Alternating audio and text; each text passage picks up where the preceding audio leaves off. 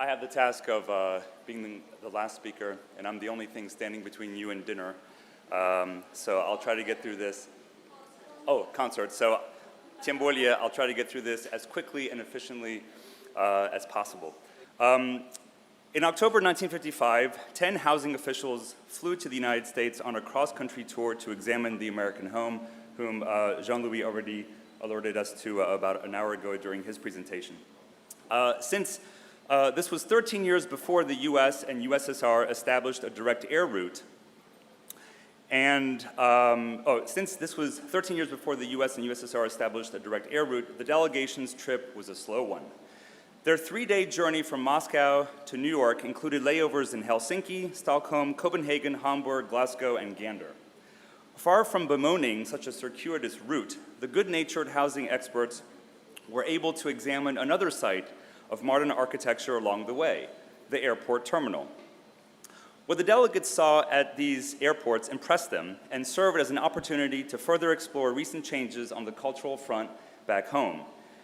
As one of them later explained to colleagues in Moscow, quote, "The terminals in Helsinki, Stockholm, and Copenhagen, simple as they are in their architecture, are constructivist, which is a trend that up until now architects have talked about in the most hostile fashion," unquote. Stalin's regime had indeed banned constructivism in the early 1930s, but in December 1954, as we all know too well, Nikita Khrushchev formally opened the doors for its reevaluation by pushing architects to build cheaper mass housing. Echoing Khrushchev's list of demands, the housing delegate asserted, quote, "Constructivism, with its simplicity, elimination of all excessive and archaic architectural decor, cost-effectiveness, and careful study of technology is not such a harmful tendency." The airports in Helsinki, Stockholm, and Copenhagen successfully embodied these principles. The same delegate argued, quote, "The convenience of passenger service and the detail they put into its execution make these terminals an example worthy of imitation. It's cheap, simple, and convenient, and directly fits the building's function," unquote. So, on a trip intended to enlighten these delegates about the American home industry, the delegates had first stumbled across contemporary reworkings of Soviet architecture's own repressed past.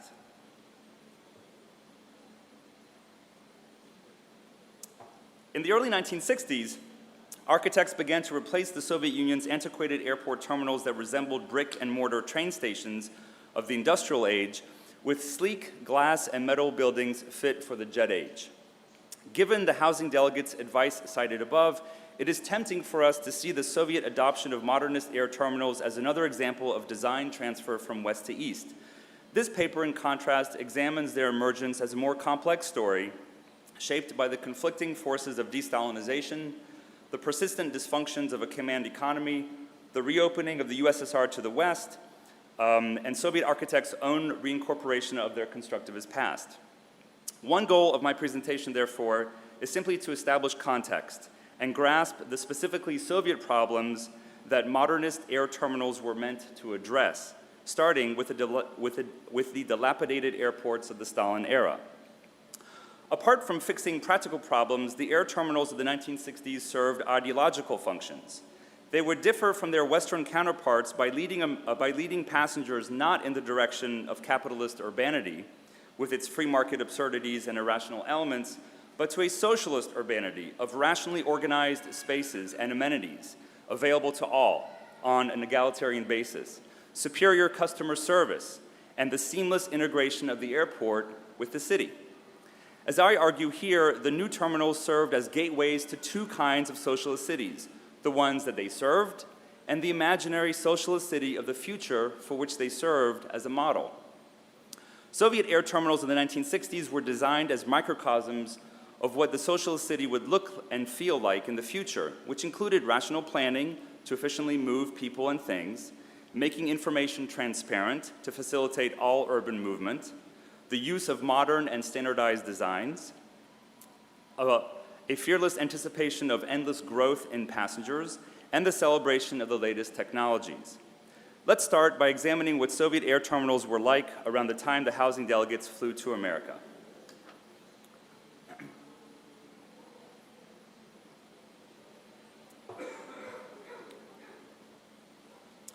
In 1956, the Soviet Union was the first country to successfully offer civilian jet travel when Aeroflot introduced the Tupolev 104, seen here on the top left, on its route from Moscow to Irkutsk via Omsk. In contrast, air terminals now looked like antiquated stone backdrops to the sleek metallic modernity of the Tupolev 104. Their neoclassical designs, seen here in figure 2 in Chelyabinsk, belonged to the Stalin era and resembled train stations awkwardly transplanted to an airport. Internal government audits from the 1950s and 1960s, which are available here in Moscow at the Economics Archive, revealed to us an array of dysfunction inside terminals typical of the broader Soviet economy in the mid to late 1950s. Many airports lacked spaces and amenities such as hotels, toilets, and snack bars. The airport in Leningrad, for example, did not have a storage area for hand baggage, and its room for mothers with babies lacked supplies or furniture. At the Tashkent airport, there was no place for passengers waiting outside to rest, while those inside the terminal were besieged by a loud public address system.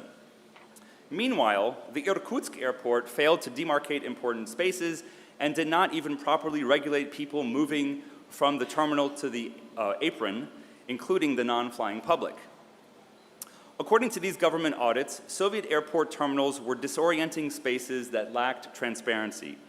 They left passengers in the dark about their flights and were disconnected from their cities. At the Leningrad airport, for example, flight schedules were inaccurate and no announcements were made for departing or arriving flights. There were no bus schedules and no signs for the post office, the hair salon, or even the waiting area for one's airplane. Transportation to and from several airports were plagued by poor access roads, and passengers at many airports had no access to telephones to make calls to the city.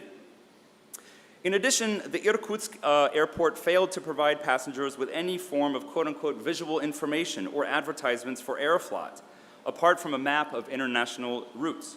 Worse still, brochures for foreign airlines were spotted at Moscow's Sheremetyevo airport by inspectors, whereas Aeroflot's international routes were not similarly advertised. And at Tashkent's airport, Air India had successfully managed to advertise itself while Aeroflot had not.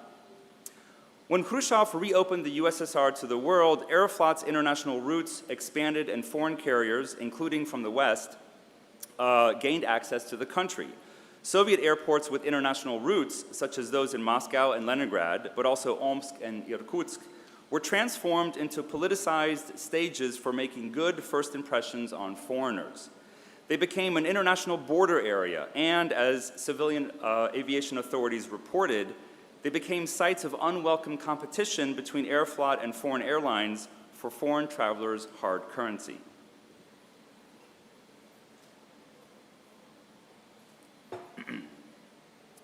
It was in this context of domestic and international pressures that the modernist aesthetics of the Soviet airport terminal appeared. Given the radical changes in architecture that followed Khrushchev's intervention in December 1954, it should come as no surprise to us that architects took the lead. In 1959, for example, Pavel Abrosimov from the Union of Architects wrote to the head of Soviet civil aviation, who was Pavel Shigarov, to explain why air terminals had to be transformed using modern designs and construction methods. Modern aesthetics, he pointed out, would help meet their symbolic functions. As Abrosimov explained, quote, "The exterior of an air terminal building stands out as the vestibule of a city. And for foreign airlines, they stand out as the vestibule of the entire Soviet country. Therefore, it must be simple and modern, and in the interior, there mustn't be any manifestations of petty bourgeois luxury or any digressions from genuinely good taste." From 1958 to 1965, 100 airport terminals were newly built or revamped in the Soviet Union, providing architects an unprecedented opportunity to transform this ex-urban space. The new terminals at Moscow's Sheremetyevo, Vnukovo, and Domodedovo airports were at the avant-garde of this design project.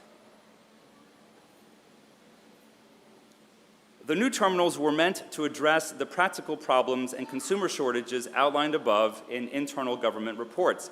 These included having restaurants and cafes, hair salons, rooms for mothers with infants, lounges with televisions, and even a quote-unquote cocktail hall at Sheremetyevo's airport. Similar to the ideal single-family apartment, new terminals even featured standardized and minimalist furniture manufactured from synthetic materials. In addition to addressing practical needs, the new air terminals expanded the visual signs and vocabulary of de-Stalinization in urban spaces. Like mass housing, which historians have privileged as the main site of de-Stalinization in architecture, the jarring novelty of the Modernist Terminal's look and feel enabled Khrushchev's regime to distinguish itself from the Stalinist past and announce a new path to the communist future. As a space designed to accommodate a rapidly increasing number of air travelers, the Modernist Terminal further echoed mass housing by promising to fulfill egalitarian ideals subverted by Stalinism. And despite its similarities to terminals in the West, the new Soviet air terminal was meant to be a distinctly socialist space that embodied a rational and scientific approach to planning without all of the unnecessary costs and excesses generated by capitalism's profit motive and land rent. Whereas older terminals were rigid structures organized along an enfilade of separate rooms, the main hall of the modernist terminal was a long open space that processed an ever-increasing number of passengers. New terminals were designed to enhance passengers' visual and oral experience, allowing them to witness the technological wonders of the jet age. The obligatory floor-to-ceiling glass and metal screen provided passengers with a panoramic view of the airport, while ceilings were outfitted to reduce noise levels from planes.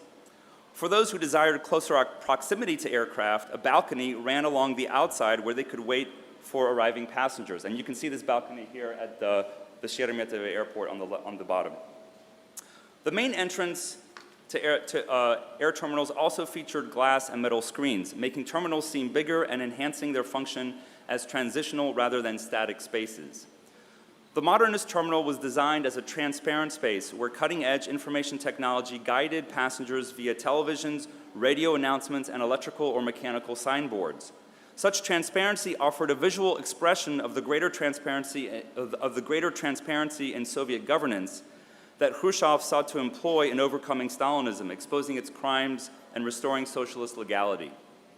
In addition, communication technologies as well as public artwork had to be carefully integrated into a terminal's design in order to enhance rather than distract from its primary functions. The harmonious integration of art, space, and function, as well as standardization, had, of course, been key concept of 1920s constructivist architecture that air terminal designers revived in the early 1960s. Such integration was evident in attempts to connect airports to cities, but also to allow them to penetrate and transform urban spaces. Architects and urban planners worried that the time it took to get to and from an airport would cancel out the main advantage Aeroflot offered passengers, saving time when traveling by air. The solution was to reorient urban planning to meet the needs of jets and airports and their travelers. This was particularly evident in Moscow, where 4 airports, Buikovo, Vnukovo, Sheremetyevo, and the newest one, Domodedovo, serviced the sprawling Soviet capital. To move passengers and their things efficiently, architects and urban planners built an air terminal inside the city on Leningradsky Prospect, nearby the same site of Moscow's first pre-revolutionary airfield, the Khodinka Aerodrome. Beginning operations in 1966, the Moscow City Air Terminal helped passengers save time by allowing them to check in at the terminal and take a bus directly to their airplane. Located within the city and open 24 hours per day, the city terminal was easily accessed by various forms of urban transport, including, of course, Moscow's metro. It featured a wide array of consumer services, such as a hotel, a movie theater, a medical clinic, a hair salon, a restaurant, and a room for mothers with infants. Like the new terminals at airports, the Moscow City Terminal was a paragon of functional, transparent, and minimalist architecture. The main hall, according to one critic writing in Architektura SSSR, expressed in architectural form the constant circulation of passengers. Its granite floors, echoing the square outside, and its glass and metal screens created a visually permeable building where, quote, the boundary between exterior and interior space appears to be eliminated, unquote. And the impact on helping develop the surrounding area was particularly welcome. So, in conclusion, briefly, the Moscow City Air Terminal on Leningradsky Prospect, I would argue, was the high point of modernist design in Soviet air terminal construction. It fulfilled the functional needs of moving passengers and their baggage on the ground so they could enjoy the advantages of jet travel in the air. And it gave architectural expression to jet-age urbanity by advancing the efficient circulation of people and things. Customer service and entertainment, and technological advancements. By placing a terminal inside Moscow itself, the city's leaders and their architects underscored its symbolic function as a futuristic gateway to the socialist city. Thank you.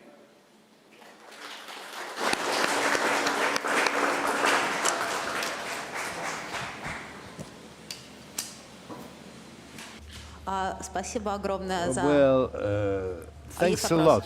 Well, questions there. Извини, пожалуйста. Questions coming. Thank you very much. It's very interesting, the homologies between the airport structures and the dwelling structures which you make. I'd like to ask if some projects may be traceable, that the projects of the airports were taken from some existing structures, as, I mean, the so-called examples in the USA or in the Europe, and which kind of fusion between this gate to the new socialist city and the parallels and competition with the Western examples were realized here? Okay, good, yeah. I mean, that's a great question because Soviet architects have been, I mean, they built airports obviously like also in the 1920s and 30s, and already then they're keenly aware of what's happening in airport design in the West, and this continues all the way through this period here into the 50s and 60s. I don't know of any particular example where they specifically, you know, pointed to one example and said, aha, this is how we want to build our airports and we're just going to transplant it. But I think they're most aware, I'm just trying to think of the airports that they talk the most about. They're aware of airports in cities like New York, for instance, Los Angeles, St. Louis for some reason, and also like in Paris and in London. And what's interesting about the way that they talk about these airports already in the 30s up to the present is that it's a combination, this is the same in housing, it's a combination of saying they get these things right and this works pretty good, but it's also chaotic and it's irrational and they have all these airlines. And, you know, for instance, with the City Air Terminal, actually the City Air Terminal that they built in Moscow, they actually, when they designed it, they specifically referenced similar terminals that were built in Paris and in London. But they would denigrate them by saying, look, the one in Paris, it's just like a transformed train station. They weren't imaginative enough to build something anew. Or in London, the land rents were so high that it's a tiny little space. So they like the idea of sort of imitating that sort of very practical thing to have a terminal inside the city, but they're always very clear about saying why they're going to do it so much better. And frankly, I mean, I think when that terminal was first built, it's actually a beautiful space, and it's very efficient, and on paper at least, and you know, like in the Architectural Journal, it looks like they actually succeeded quite well.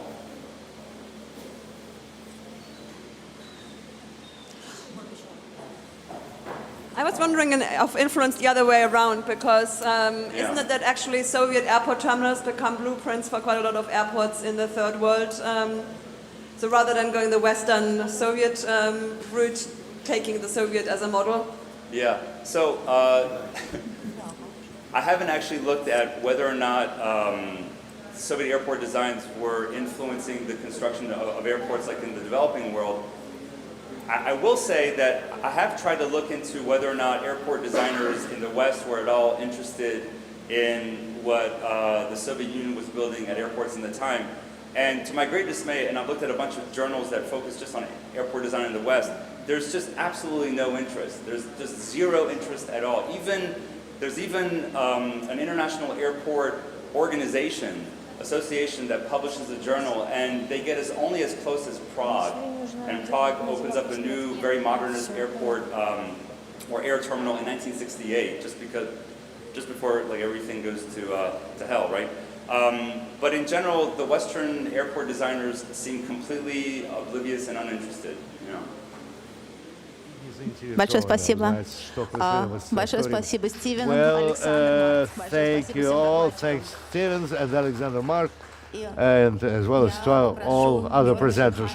And now I want to ask Georg Schurhammer, who is the guest curator of this conference, as well as of the three-year program survey of modernism, for a very short closing remarks. I'm sorry we're really pressed for time, and please excuse us for this Thanks. situation.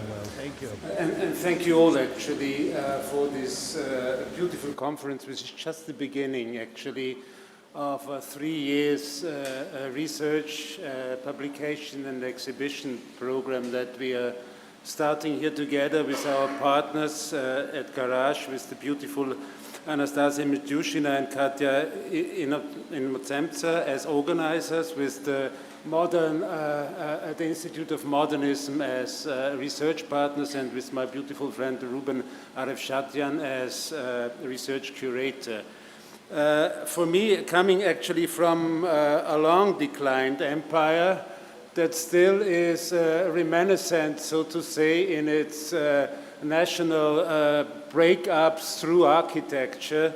When we started that in this research in the early 2000s, I could feel the contradictions and the complexity somehow of this enterprise already then, because I started it, strangely enough, in a region that was the Caucasus. And the Caucasus narrates a very different, so to say, idea of Soviet modernism than, for instance, Estonia or the Baltics narrate, or that, for instance, the Central Asia narrates and that Russia narrates. So the idea of the project came, so to say, from the margins, came from a country like Armenia, where you had from the, let's say, mid-60s on 3 different modernisms competing actually in the planning system.